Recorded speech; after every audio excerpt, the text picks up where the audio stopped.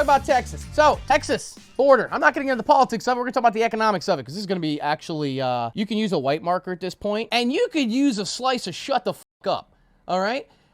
This board has seen shit, okay? You don't look at a vet who has PTSD and has been through shit and say, hey, man, at this point, maybe you should just, go back to Vietnam or some shit. No, how about you shut up and have some empathy, okay? All right, moving on. Texas. All right, so we got a lot going on here, but the gist of it, the TLDR is, state of Texas, ladies and gentlemen. Forgive my Texas. I am not very good at drawing these things, but it is what it is, okay? All right, so actually, that's a really bad panhandle there. Excuse me, ladies and gentlemen.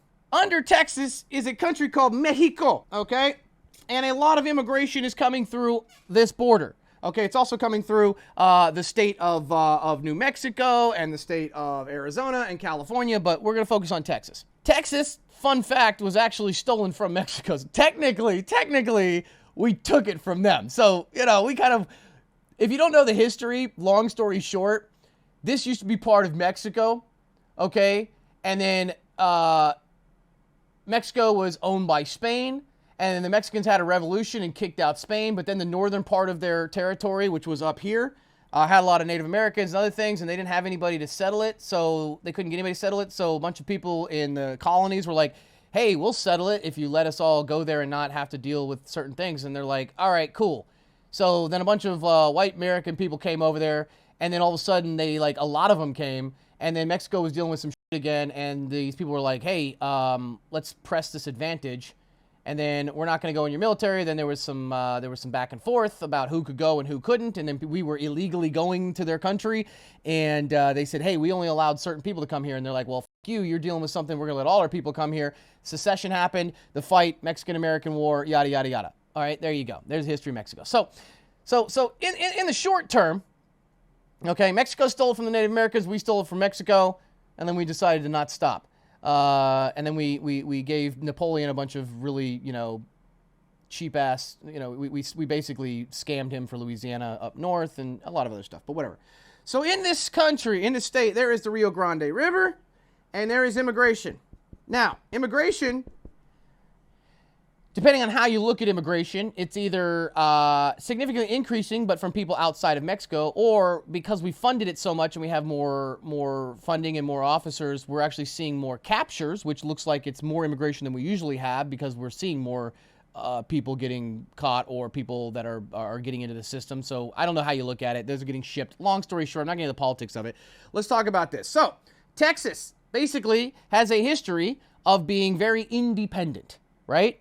They basically won their independence. They were the Republic of Texas. They were their own country. United States and them got together and they said, hey, we're going to bring you into the Union as long as you don't allow slavery, yada, yada. They came in, they became a state, but they got to keep a lot of rights. And they've always been known as a very free state, right? They're very independent. You're allowed to have guns and you're allowed to have your religion and, you don't mess with Texas, right? You don't mess with Texas. Texas is born independent, born by this, whatever. We're going to keep it, whatever. So, because they border there, the governor of Texas, TLDR, said, well, we're being invaded by illegal immigration across our state border. Well, their state border and the federal border are the same place, basically, okay?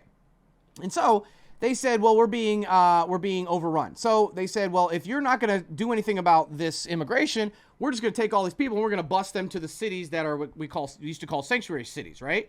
New York City, you've got Chicago, you've got Los Angeles, other places like that. They shipped them off.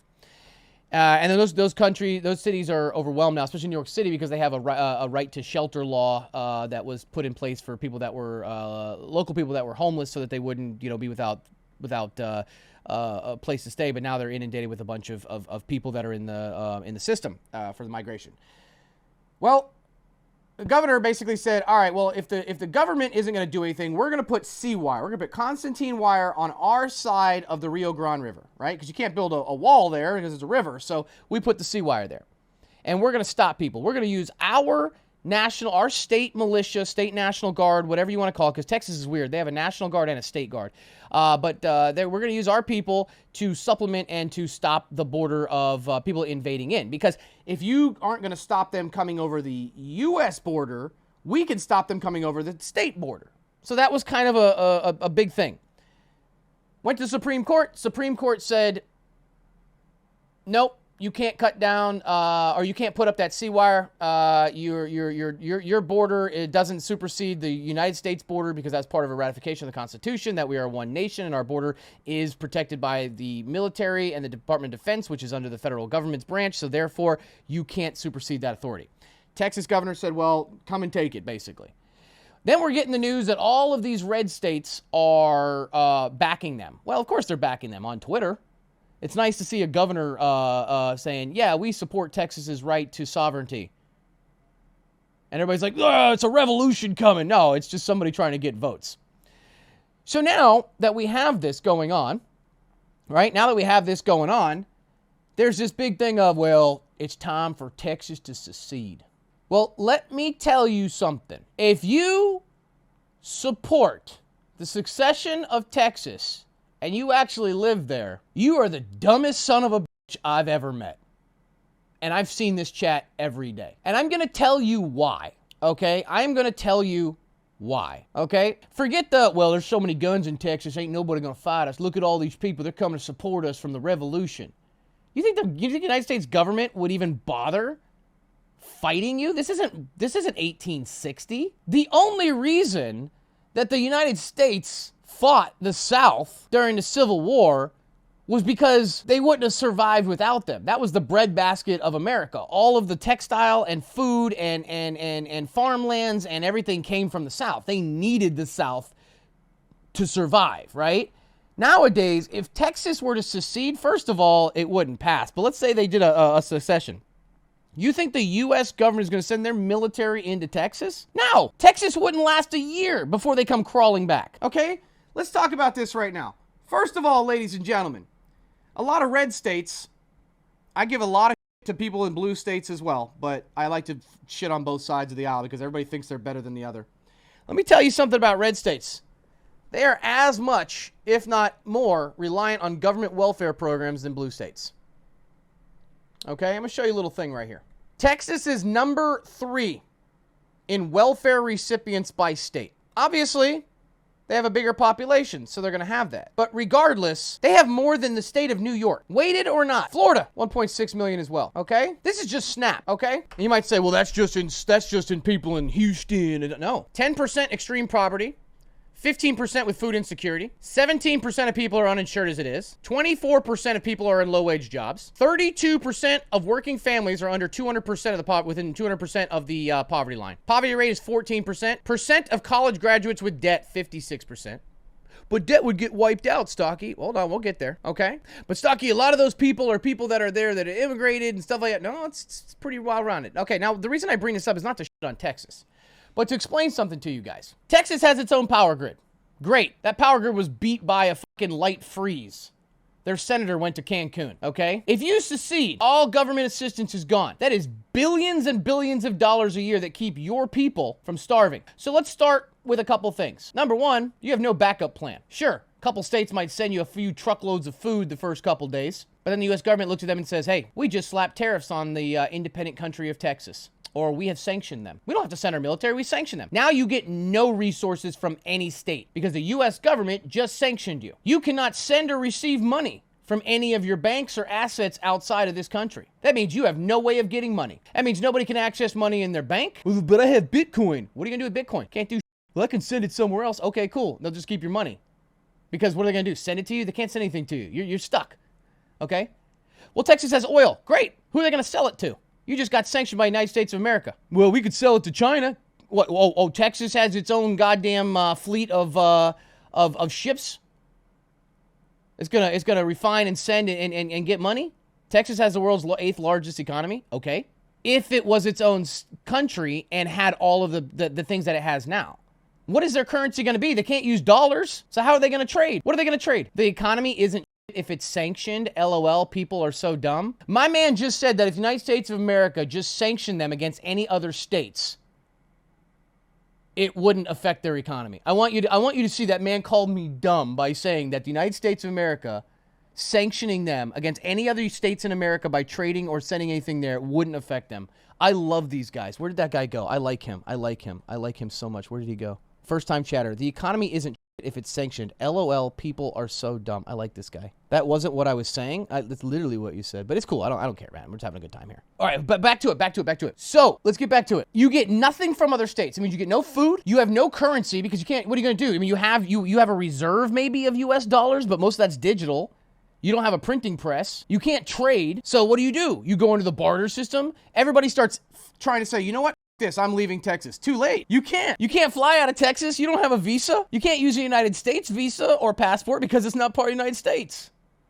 You can't drive because it's not a driver's license that's recognized. That's right, ladies and gentlemen, you're stuck. All you could do is become an illegal immigrant. One question is since you were born in Texas when it was the United States, and the Constitution said if you were born or naturalized citizen, you're always a citizen. That's true. But I'm a citizen, and if I go to another country and I fly back to the United States, I have to go through a process. LOL, anchor babies in the U.S. Exactly, you're a fucking anchor baby, okay? The United States government, this idea that we're going to go defend Texas from the government wouldn't, why the hell would the United States government put one troop there? In less than a year, this entire state would be destroyed. It would be an anarchy. Everyone will have fled, okay, into United States illegally or Mexico illegally. The economy would collapse. There'd be no money. You'd be bartering. People would be starving. Like that's what we face in the world. And they wouldn't even be considered a country. Because here's a fun fact. Did you know that Somaliland is not considered a country, even though it's completely separate from Somalia? Western Sahara, Morocco and Algeria have been fighting over that place forever. Do you know what makes you become a country? Unless the rest of the world recognizes you, it doesn't mean shit. That's right. You're not at the table until all the big boys say you are. So guess what? That's not a country anymore. You can call yourself whatever you want, but it's going to be called a disputed area. And guess what happens with disputed areas? If it has resources, somebody comes in and makes it undisputed real quick. But nobody's going to come try to take it because they know America's right there and America's buying their time. So the whole world's going to sit around and watch it. It'll probably be recognized by some Micronesian colony and maybe like, I don't know, Ghana or something, the Iranians or something. You don't think Russia would back independent Texas? They'll say, oh, we support their right. But nobody's going to give a shit. The only reason, you want to know what that's not even the real collapse. You think lack of food is going to collapse Texas? No, they're resilient. Do you think lack of power, energy, the power grid going down without having any help is going to bring it down? No. But let me tell you what will take them down. When those Friday night lights go off, let me tell you something. That's what binds Texas, boys. That's the blood of Texas that keeps it going. Every family in Texas thinks, my boy, one day he gonna be cut by the Cowboys. I'm gonna be so proud of him. Let's go, boys. I played 2 games in high school, 3 years before we won the regional championship. Best years of my life. I think you are inventing stuff how to punish Texas instead of letting it go. I'm not punishing anything. I'm just telling you that if these people that think we could just succeed, we're going to leave the union if you don't do what we say. They don't understand that that would be like saying it doesn't work that way. This isn't 1807, okay? Where you could have an independent nation and build it from the thing. This is a state where the population of it relies on the federal government. The federal government has created a nanny state for better or worse. The state government is only efficient because of a federal government. Because of trade, because of imports and exports and financial hubs and population moves. That's why we're the United States of America. Like every state is like its own little mini country, but we all follow under the same thing. Imagine if the US government said, hey, you are not allowed to trade with Texas. Then where's Texas getting it from? I would give Texas a year. One of 2 things would happen. I think likely the cartels would absolutely fucking love this. This would be the greatest fucking thing to ever happen to the cartels. I'm willing to bet Patriots would flood to Texas in their defense. If you know, you know. Yeah, and the United States government would call them traitors. So all I'm getting at is that this belief that Texas could secede sounds fun and great. And I'm not talking about the politics of it. I'm talking about the economics of it. It's not fucking possible, guys. Even if they did, it would fall into disarray and anarchy so quickly. And for every little right-winger or socialist and cap wannabe out there who thinks, good, let it burn down, we'll build our own society. Every example of anarchy in the modern world in the last 100 years, and that's a fact that you cannot dispute. Because here's the thing. If you think that you have no structural government and everybody's just going to kumbaya together and fucking build a society where everyone thinks for each other and takes care of each other and builds for the greater good, you are a god. You need to be institutionalized. Okay? You have the biggest fucking kumbaya in the world. You're the son of a bitch who goes into an enclosure full of fucking tigers that haven't eaten in a week and lions that haven't eaten in a month and say, they're just big kitty cats. You just have to know how to talk to them. I have 3 cats at home. I'm a cat person. Trust me. That's you. Because people are not that way. That is why every socialist experiment in history has led to fucking famine and death. Because the idea of having a whole bunch of people that are going to willingly and freely share everything together at all times doesn't work. It does if we duly elect people to put into position of power to assure that everyone does that. Wait, so you're having to put people in power to assure that everyone freely shares and does everything. So what happens if somebody doesn't? Well, then we'll punish them. Wait, what? Like, it doesn't work that way. Humans, just like any other, almost all other mammals and other animals out there, are tribalism. People want to be around sources of power. People want to feel protected, and not that they're going to go hungry, and that leads to power, and that leads to factions, and that leads to greed. Go to any country that doesn't have a stabilized government or is in anarchy, and it is genocide. It is tribal genocide. Sudan. Somalia, okay? A lot of places in the Middle East, in Africa. Sierra Leone, exactly. How do you know so much about humans? I don't know, because we've been around a long time and we've kind of, watched everything. You know, it's funny, we've even experimented. Do y'all know about the Stanford Experiment? Where they took a bunch of students, they split half of them as prisoners and half of them as guards. You know what happened? Within a couple weeks, the guards were beaten, abusing, and taking their power to fucking craziness.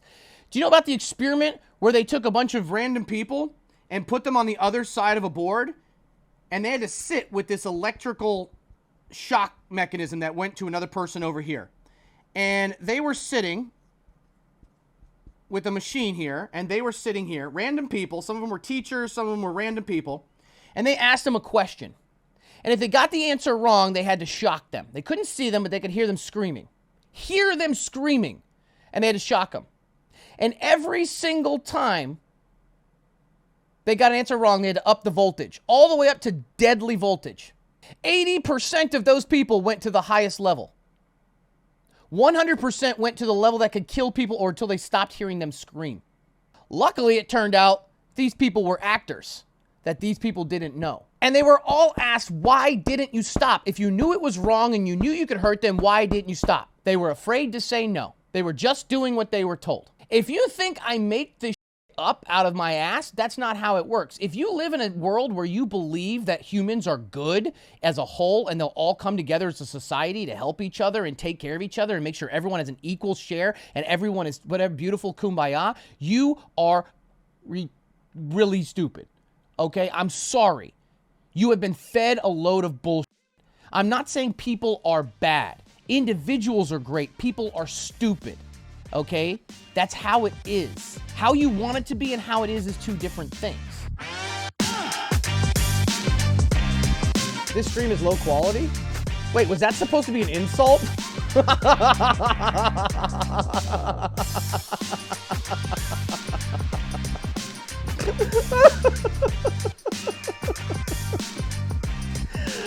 Oh, that's great.